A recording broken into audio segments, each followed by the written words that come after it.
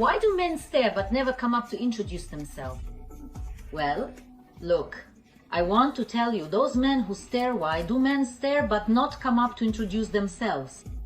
Well, look, I want to tell you, those men who stare but don't come up to introduce themselves, first of all, I'm going to speak quite categorically, so please forgive me, it's just the nature of a live broadcast. Those who stare but don't come up to introduce themselves are actually very high quality men, because it means that they are, well, how should I put it, not exactly shy or timid, but let's say they're rather anxious. From the height of my experience, I would tell you, that's exactly the kind of man we need.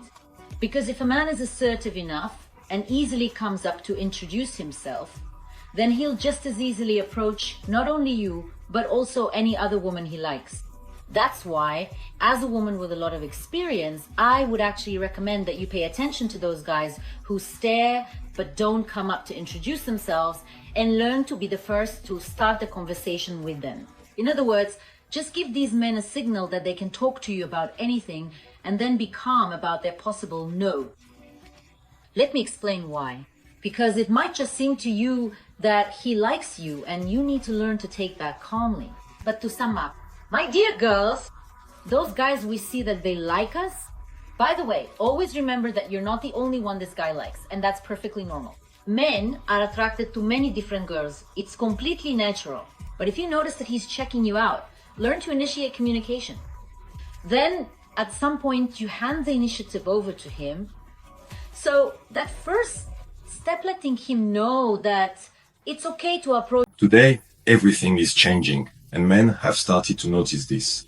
Of course, not immediately, not on a large scale, but this critical mass is growing, and that's wonderful.